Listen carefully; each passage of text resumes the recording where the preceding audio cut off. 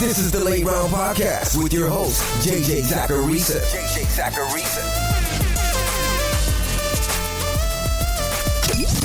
What's up, everyone? It's JJ Zacharisa, and in this episode 1000 of the Late Round Fantasy Football Podcast, sponsored by DraftKings.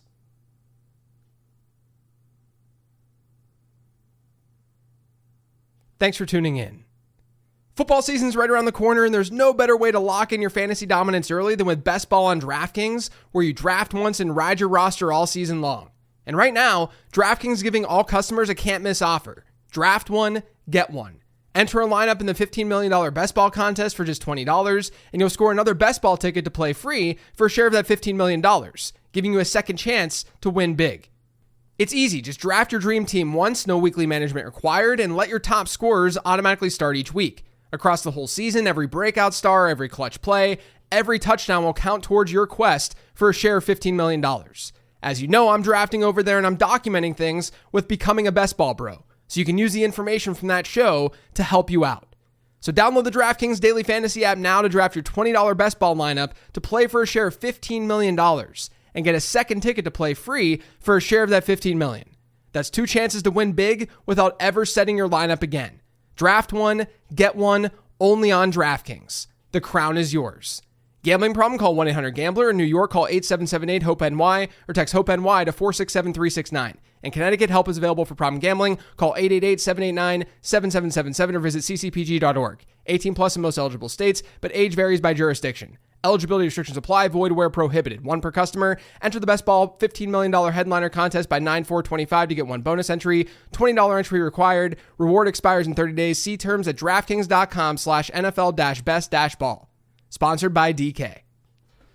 When I'm doing fantasy football analysis, I'm often looking at trends. When something happens in history at a very high rate, at an undeniable rate, then I usually take that into consideration with my forecasting. A lot of my studies and a lot of my average draft position analysis is based off of trends. And trends aren't foolproof.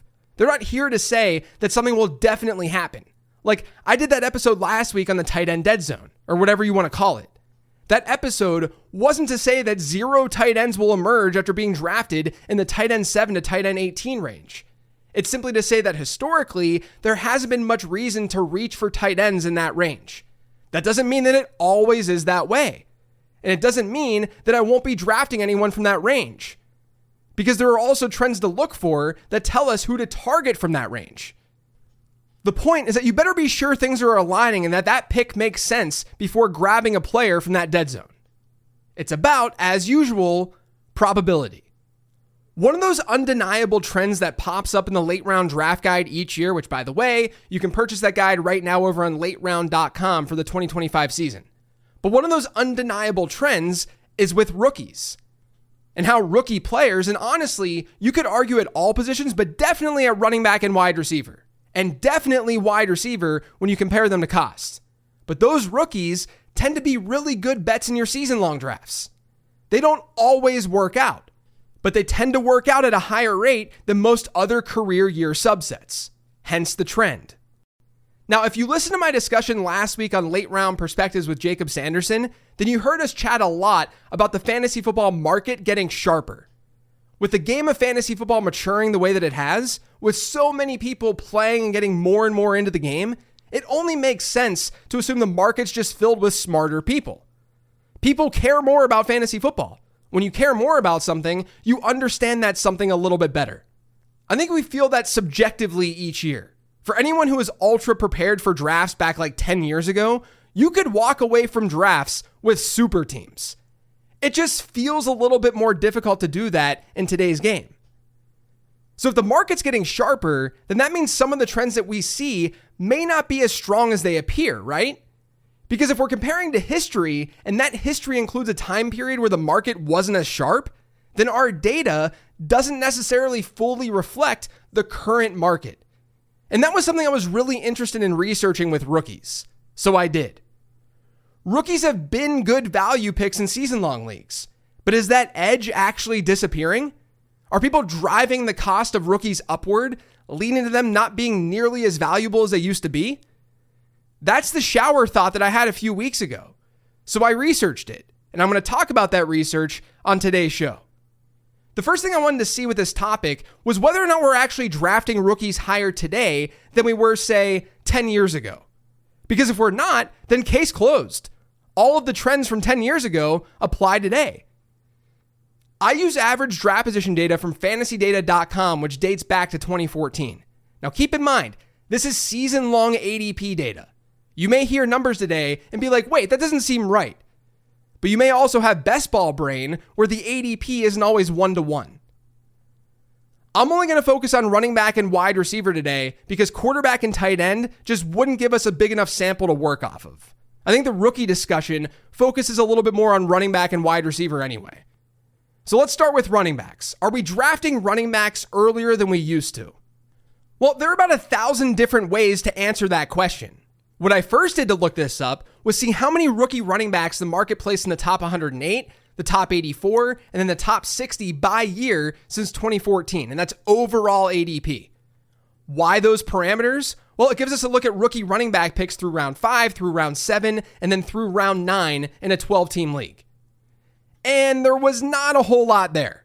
We really haven't seen a ton of movement from one year to the next. One year, there'd be a lot of rookie running backs with high ADPs, and then one year, there wouldn't be. So I moved to looking at positional rankings, or positional ADP, or where rookies ranked among other running backs. And there still wasn't some dramatic shift in us drafting more of them in recent seasons versus previous seasons, more of them early. Since 2014, we've pretty much drafted the same number of rookie running backs in the top 42, top 30, and top 18 at the position. It obviously fluctuates from one year to the next, but there's not some obvious clear-cut trend. But here's the thing. We know that not all rookie draft classes are the same. It could be that there have just been some really bad rookie running back classes lately, forcing us to draft them later. So I came up with a quick way to sort of adjust for this. Rather than just looking at the raw number of rookies drafted by year at running back, I layered on ZAP scores, or scores within my prospect model. If there's a really good class by the ZAP model, then I would imagine rookie running backs would get drafted higher in redraft leagues. And that's exactly what we see. And it just so happens that recent seasons haven't been quite as strong at running back compared to the earlier seasons within this data set.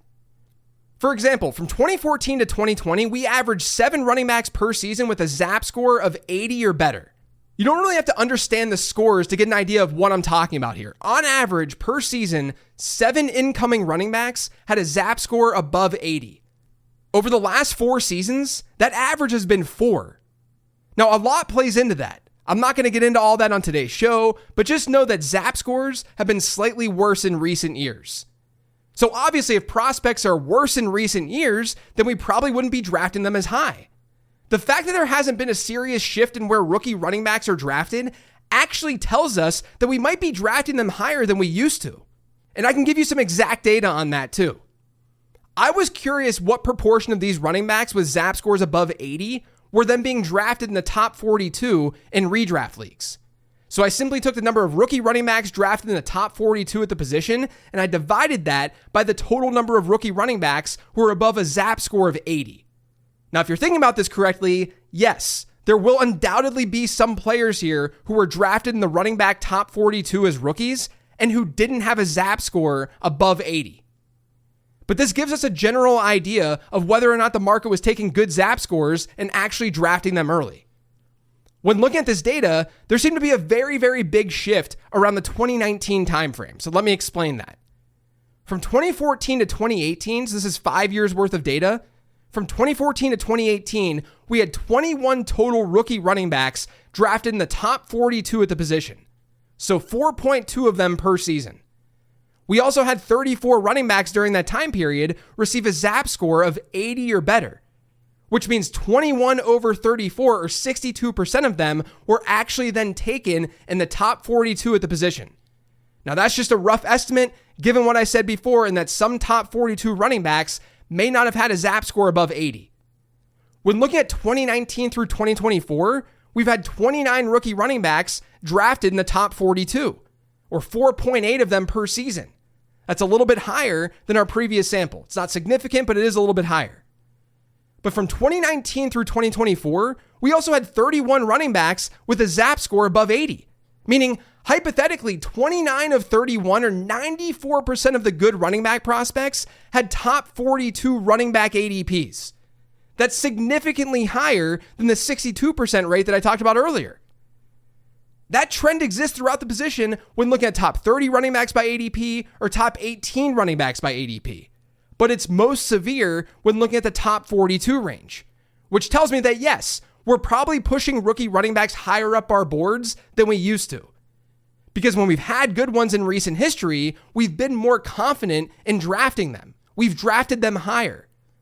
But a lot of those running backs seem to fall in that RB31 to RB42 range.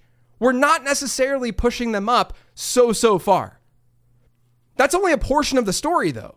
We need to know how these players are actually performing, right? We can sit here and say that we're probably drafting rookie running backs earlier than we used to when adjusted for the talent level of these backs. But has it been worth it? This is where looking through the lens of ADP expectation can be really helpful. As any draft guide purchaser knows, every player at every position has some sort of expected points per game output at their ADP. Like if a running back gets drafted 50th overall based on history, he'd be expected to score something like 12.5 PPR points per game.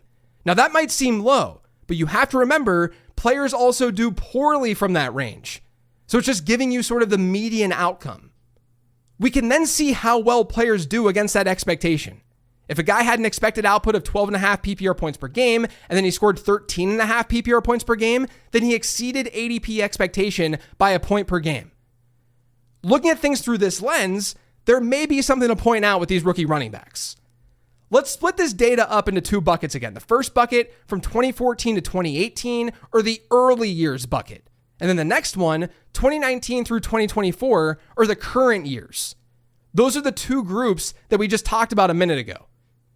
The early years group saw rookie running backs in the top 42 by positional ADP exceed expectation at a 50% rate.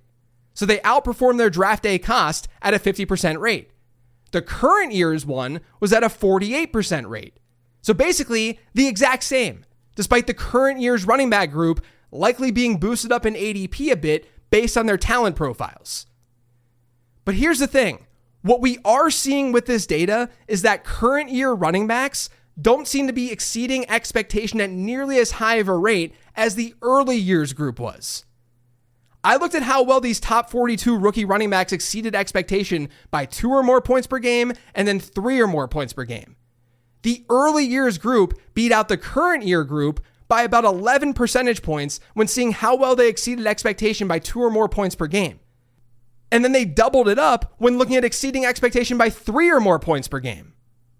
Now, I know this can be incredibly difficult to follow. I'm sort of just brain vomiting a lot of data to you. But to summarize what I'm seeing, it's simply this. In terms of raw volume, we're not drafting running backs earlier than we were in the past. However, we probably are when you factor in the talent level of rookie running backs that we've seen in recent years versus what we saw like pre-2019. As a result, players have seemingly done fine versus expectation, but we've seen the hit rates drop when looking at rookie running backs who really outperform their expectation. And look, I'm just sharing top 42 running back data with you here. I was curious what this might look like if we looked at top 24 rookie running backs. And the trend was actually the exact same. The sample size was a lot more limiting because rookie running backs don't get drafted in the top 24 very often, but the results were pretty clear that in recent years, rookie running backs haven't been as good of bets compared to previous years versus expectation versus their cost. To be honest, the data in the draft guide, it kind of shows this too. It wasn't screaming that you should take rookie running backs at every portion in your draft. There were spots, for example, where year 2 backs were better values. But I do think it's interesting that when looking at season-long points per game, rookie running back drafters have seemed to have lost a little bit of an edge in recent years. Because the talent level of these rookie running backs in recent years hasn't been as strong. And yet, we haven't adjusted our ADP. So the expectations are still the same. And when talent isn't as strong, that means it's going to be much more difficult for these running backs to exceed expectation. And to be clear, this episode is not about fading rookies. Rookie running backs are still fine to draft in fantasy football. When you consider their hit rates, they're still better than a lot of other career years. And we also see a nice boost in production from these guys during the second half of the season typically. That's the most important part of the fantasy football calendar. So let me put a flashing alert sign in your head right now. I'm not saying you should avoid rookies. What I am saying is that adjusting for talent, we seem to be getting less of an edge with rookie running backs than we used to. To be honest though, I was more intrigued to do this work with wide receivers because unlike running back, wide receiver was a spot in the draft guide and in previous draft guides where I've been very vocal about targeting rookies. That rookie wide receivers are often undervalued by the market, and they're some of the best investments that you can make in your season-long fantasy football league. So I did this exact same exercise, but with wide receivers. And this one was totally different because fantasy football managers just haven't drafted a ton of rookie wide receivers very high through the years. Like, get this. Since 2014, we've averaged 4.5 rookie running backs getting drafted in the top 42 at their position per season. That's just 1.8 at wide receiver. And I know that sounds absolutely bonkers. We're coming off a season where we had 5 rookie wide receivers in the top 42. But there was a stretch from 2016 to 2019, 4 seasons, where we only picked 1 rookie wide receiver in the top 42. 1 across 4 seasons. And unsurprisingly, those were the years where we had the worst ZAP scores at the position. During that 2016 to 2019 stretch, those seasons averaged 7.5 wide receivers with a ZAP score above 80 per season. When you look at the other seasons from 2014 to 2024, that number rises to 11.3. But like you dig into those seasons, and it's not like there were 0 viable rookie wide receivers to draft. There were loads of first-round wide receivers who ranked outside the top 42 at the position by ADP. Now that'll still happen these days, but it happens far less than it used to. Like, just last year, 100% of the wide receivers with ZAP scores above 90 were drafted in the top 42 at the position. In 2023, 2/3 of them were. 2 of the 3 were. Those are the 2 highest rates that we've seen since 2014. So I think pretty definitively, yes, we are indeed drafting rookie wide receivers higher as a consensus. But has that actually been harmful? My answer to that, absolutely not. The beautiful part about there not being a ton of earlier round rookie wide receivers from 2014 through about that 2019 range is that much of the data that I've looked at that says rookie wide receivers are great values, it basically just stems from recent years. We remember the Marvin Harrisons of the world not living up to the hype. But my goodness, I don't know how you walk away from last season saying, yeah, rookie wide receivers have inflated costs. Among the wideouts who played at least 8 games last year, 4 of the top 15 best values by ADP expectation were rookies. Moreover, when only looking at top 50 wide receivers by ADP, 3 of the top 5 best values were rookie wide receivers: Brian Thomas, Malik Neighbors, and Ladd McConkey. And in the top 50, fantasy gamers were selecting 7 rookies in total. That's an absurd hit rate. 3 of the 7 were top 5 values at the entire position. And yeah, that's just one season. And that one season was with a really great rookie wide receiver class. 2023 wasn't as kind, with 2 of the 4 top 50 rookie wideouts exceeding expectation. And Quentin Johnston was a huge bust that year. To be fair though, none of the rookie wideouts from 2023 were drafted in the top 36 as a wide receiver 3 or better. Going back to 2022, Drake London was neutral, Chris Olave exceeded expectation by 3 points per game, and then Sky Moore busted. But none of those players were drafted higher than wide receiver 42. With wide receivers in particular, yes, back in the day, we'd see some crazy discounts with rookies. As we talked about on Perspectives last week, Garrett Wilson, when he came out in 2022, he wasn't even a top 50 pick at the position, despite being the 10th overall selection in the NFL draft. We've seen that kind of thing correct itself over the last couple of seasons. Like, I doubt that we see a top 10 pick at the position ever go outside the top 50 ever again. But the masses are probably getting too fixated on Marvin Harrison Jr.'s ADP from last year while not realizing that most of these rookies still aren't going significantly high. And again, that's in season-long leagues. This is not a best ball take as much as a season-long one. Ted McMillan has a late 5th round price tag in season long right now. A comparable player from the past wouldn't have gone that high. The only rookie wideouts who have generally gone in the first 6 rounds by season-long ADP historically have been uber elite talents, at least according to the ZAP model and by draft capital. You've got Amari Cooper, Malik Neighbors, Marvin Harrison, and then Jamar Chase's ADP actually fell because of how poorly his preseason went during his rookie year. But we're only talking about the elite of the elite. Ted McMillan as a prospect is not part of that, at least in my opinion. He has a chance to be part of that, but he's not looked at the same way as those other guys were. And I think that mini example is sort of the answer to the, are we drafting rookie wide receivers earlier than we used to? The overall data says that we are, but you can even look at it at that micro level with Ted McMillan. We definitely are drafting them earlier. With that being said, a slight rise in ADP with these rookie wide receivers still doesn't place us in some wild opportunity cost region of our drafts. If a player like McMillan would have gone 80th overall back in the day, and now he's going 55th overall, that's a difference of 1.5 PPR points per game in expectation. Now that's not nothing, but we're not talking about going from 12 PPR points per game in expectation to 16. That's the thing with this type of conversation that we really need to wrap our heads around. I have this in the draft guide, but since 2014, top 6 wide receivers by ADP have scored 16 or more PPR points per game at about a 75% clip. And 16 points per game is a really strong, difference-making type season. Someone you absolutely need in your lineup. The next 6 have done it at a 50% rate.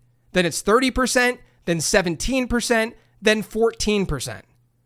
The true opportunity cost in fantasy football comes in the first few rounds of your draft, where hit rates are by far the highest at the 2 most important positions in the game. If you'd rather not invest in a rookie wide receiver in that range, I get it. Now, I'm going to have a more nuanced take than that, and I'm not going to say I'm going to avoid at all costs. But of course I get it. You'd rather take the sure thing. I just ask that you don't overstate the true meaning of a late 5th round selection in your season-long draft. Especially when you can balance that selection with one in the very next round that sort of appeases your desired floor outcome. Get Teteroa McMillan and pair him with, Khalil Shakir. Even if we're drafting rookie wide receivers early, we're not drafting them so early. So that's the current state of rookies in your season-long leagues. Let's recap this a bit. First, at both running back and wide receiver, it does appear that the market is drafting rookies earlier. It's not as obvious at running back, but when you adjust for talent, it becomes more obvious. And the hit rates for rookie running backs have gotten a little worse. They're not bad, they just used to be very, very, very good. Now they're just fine. At wide receiver, straight up, we're taking more rookie wide receivers earlier in our drafts. And while that does mean that we could run into some issues when they get boosted in that Marvin Harrison Jr. range like we saw last year, they're still really good bets in season long. Because at the end of the day, if all rookies were to rise by 2 rounds, they're still not rising into areas of your draft where there's seriously bad opportunity costs. And with wide receivers, I'm not sure we ever actually see that dramatic of a change, at least in the short term.